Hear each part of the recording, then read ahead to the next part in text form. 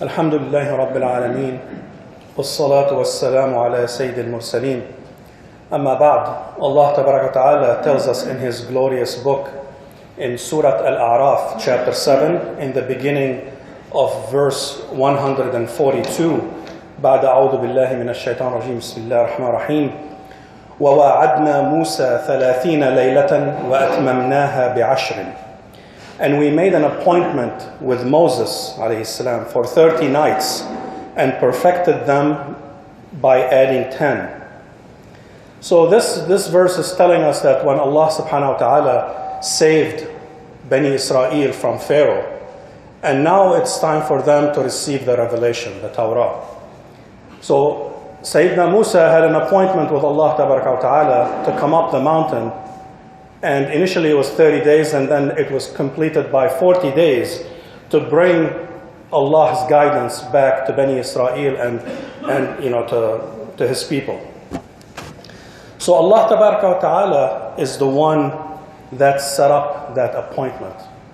And if you think about it, I mean, that's a great, it's a wonderful event in human history for Rabb al-Alameen Tabaraka wa Ta'ala to invite one of mankind to meet Him. And Allah is the one who set the meeting. A lot of times, I mean, if you know somebody who's connected, who is powerful, I mean, your head will be so big you can't even go through the door.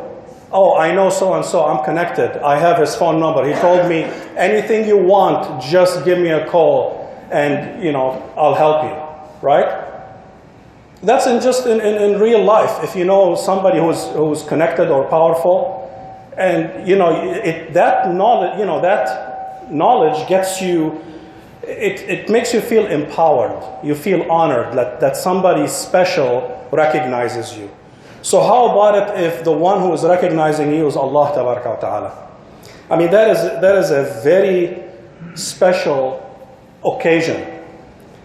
And Allah Tabaraka wa Ta'ala made the path to meet with Him very easy.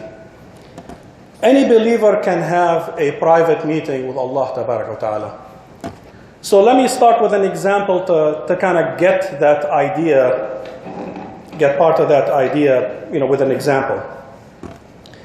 So you have somebody who is a low-level new employee in a huge company. Can he just meet with the president of the company anytime he wants? There are so many layers of management that you have to go through before you can even, meet the owner. But if the owner had a son, that son was drowning, and that person goes in and saves his life. Now that person, even though he is lowly on the scale of that company, he can go into the owner's office with no appointment, and he will be honored and greeted. And basically he has anytime you want, come in. They're always happy to see you.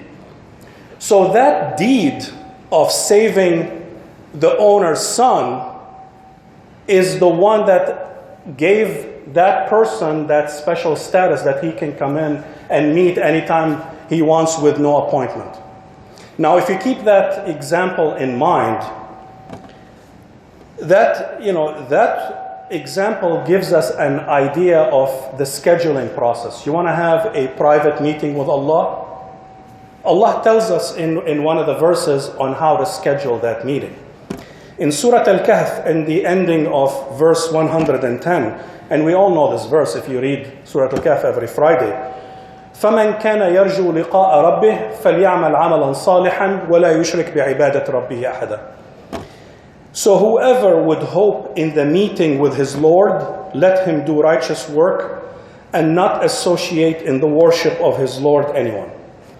Now, some people may interpret that verse as the meeting with the Lord referenced here. Liqa Rabbih is in the hereafter, when you stand in front of Allah for judgment in the hereafter. But the verse is more general than that. While that explanation is true, the verse says, if you hope to meet with Allah, here are the two, there's a price to it. There's two conditions. The first one is I mean, when you read it, the verse mentions two things in ascending order. So the most important thing is to not associate anyone with Allah. That's the first one. And the second one is to do good. So Allah Tabaraka wa Ta'ala gives us many opportunities to meet with Him. The 5 daily prayers is an opportunity to meet with Allah. You're standing in front of Allah and you're having conversation. The Fatiha is a conversation with Allah. You're asking Him, you're praising Him. You know, that's, you know, you may not think of it that way, but that's a meeting with Allah. The optional qiyam, you know, when you pray at night, when you make supplications, that's a private meeting with Allah. Allah gave you that anytime you want to connect with Him, He is available. And you connecting with Him is not going to distract Him from anybody else and billions of people who want to connect with Him. So, you know, month of Ramadan gives us many opportunities to meet with the Lord and to get close to Him. Pilgrimage, Hajj is another one. So there are many opportunities to meet with Allah, liqa Allah. So that's in the general sense. So when you meet with Allah, I mean, what do you hope to get out of that meeting? I mean, what are your aspirations in that meeting? Do you want, when you stand in prayers, for the tears to fall and you feel the reverence and the presence of Allah and His love for you? Is that what you're seeking? You can have it. Do you want to feel honored and protected, that Allah is with you, guiding your every step? Is that what you want? You want to feel protected? You want to feel special, that Allah Tabaraka wa Ta'ala loves me? Is that what you're hoping from that meeting? Do you want Allah to be pleased with you? Do you seek His victory, His support, His contentment in life, the aspirations for the hereafter, the facilitation of all affairs? I mean, what do you hope to get from that meeting with the Lord? So if, whatever you ask for has that price. You want all of these? 2 conditions. You have monotheism, you have tawheed. You do not associate anyone with Allah, and that's a tough one. That is a very tough one. Because if you're not paying attention and you don't train yourself on not associating anyone, it's very easy to fall into it. If you obey somebody in the disobedience of Allah, you commit shirk. You don't qualify for this, because you're putting somebody else to the same level or higher than Allah. But when you put Allah's orders first and everybody second, you don't care about everybody. Your focus is on Allah. Allah says, do this. I don't care what anybody else says. I'm going to do what Allah says. That's what tawheed is. That's when you don't associate anyone. How many people obey their wife in the disobedience of Allah because the wife keeps nagging, I want more money, more income, and then they go into haram and they go into a profession that does not please Allah? That's a type of shirk. I mean, we're not talking about worshipping a statue or something, but these are all types of shirk. That when you clean your life from all of these and now you recognize that there is only Allah. There's only one entity to deal with, that's it. You don't care about anybody else. They can call you whatever they want to call you. You only follow Allah. So that knowledge gives you that steadfastness to obey Allah's order. So that's the first condition. The second one is to do good. You have to prove that faith that you have. Talk is cheap. Yes, I believe. Okay, great. Where is the proof of that claim? And Allah says, فَلْيَعْمَلْ. Then go ahead and do good to prove that that your faith, you want that closeness with Allah. You have to prove it with a good deed. So you don't disobey Allah to please anyone else, and you have mercy on Allah's creation. That's what doing good. And you don't cheat others. You don't take what's not yours. You treat everyone with justice, with respect.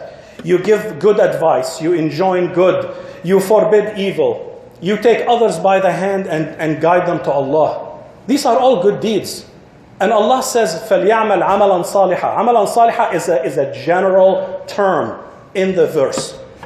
Anything that is done with the intention to please Allah and according to His instructions and the instructions of Prophet Muhammad ﷺ and the Sunnah, that deed qualifies to present to Allah.